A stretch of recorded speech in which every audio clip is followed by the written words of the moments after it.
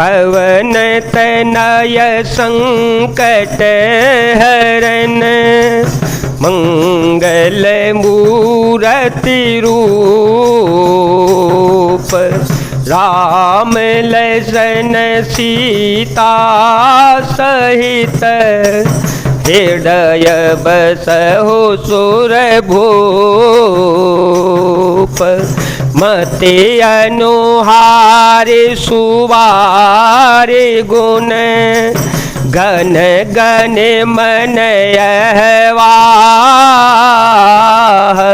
सो मेरे भवानी शंकर हैं, कह कवि कथा सुहाए। अपनी बुद्धि के अनुसार इस सुंदर जल के गुणों को विचार कर उसमें अपने मन को स्नान कराकर और श्री भवानी शंकर को स्मरण करके कवि तुलसीदास सुंदर कथा कहता है। अवर घुपति पद पंकरुह, हिय धरे पाई प्रसाद। कहो जोगल मुनि वर्य कर, मिलन सुभग संवाद। मंगल भवनय मंगल हारे, ध्रुव हो सो दशरथ अजर विहारे। राम सिया राम सिया राम सिया राम, सिया राम जय जय राम। मैं अब श्री रघुनाथ जी के चरण कमलों को हृदय में धारण करके और उनका प्रसाद पाकर दोनों श्रेष्ठ मुनियों के मिलन का सुंदर संवाद वर्णन करता हूँ। भरद्वाज मुनि बसहि प्रयागा, भरद्वाज मुनि बसहि प्रयागा। तिन्हि राम पदयति अनुरागा, तापस सम दम दया निधाना। परमारथ पथ परम सुजाना, माघ मकर गतर विजय होई। तीरथ पति आवसव कोई, देवयनुज किन्नर नर श्रेणी। सादर मजहि सकल त्रिवेणी। भरद्वाज मुनि प्रयाग में बसते हैं, उनका श्री राम जी के चरणों में अत्यंत प्रेम है। वे तपस्वी, निग्रहित चित्त, जितेंद्रिय, दया के निधान और परमार्थ के मार्ग में बड़े ही चतुर हैं। माघ में जब सूर्य मकर राशि पर जाते हैं तब सब लोग तीर्थराज प्रयाग को आते हैं। देवता, दैत्य, किन्नर और मनुष्यों के समूह सब आदर पूर्वक त्रिवेणी में स्नान करते हैं। पूजहि माधव पद जल जाता, पूजहि माधव पद जल जाता। परसिय खय बटो हर सहि गाता। भरद्वाज आश्रम अति पावन, परम रम्य मुनि बर मन भावन। तहाँ होए मुनि ऋषय समाजा, जाहे जे मज्जन तीरथ राजा। मज्जहि प्रात समेत उछाहा, कहें परस पर हरे गुण गाहा।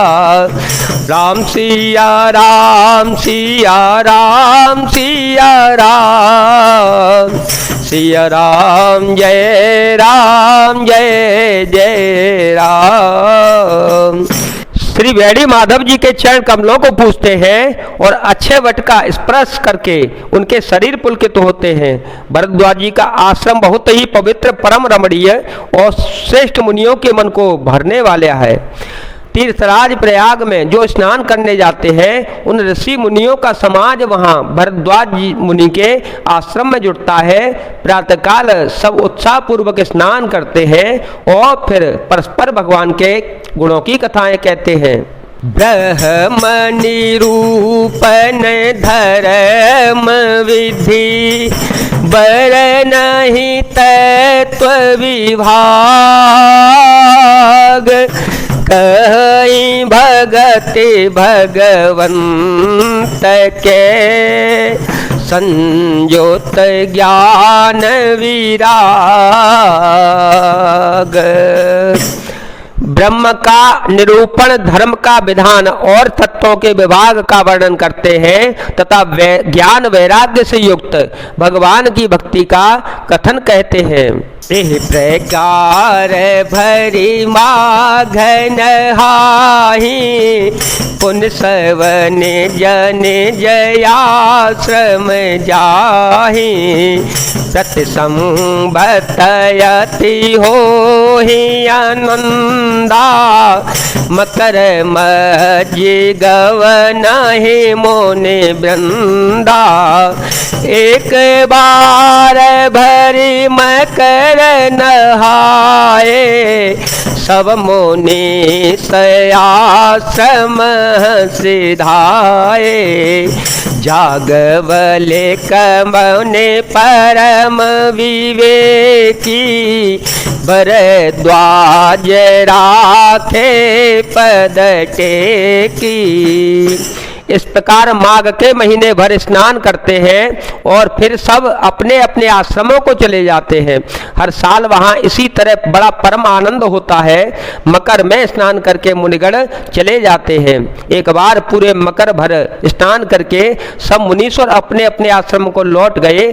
परम ज्ञानी याज्ञवल्क्य मुनि को चरण पकड़कर भरद्वाज जी ने रख लिया।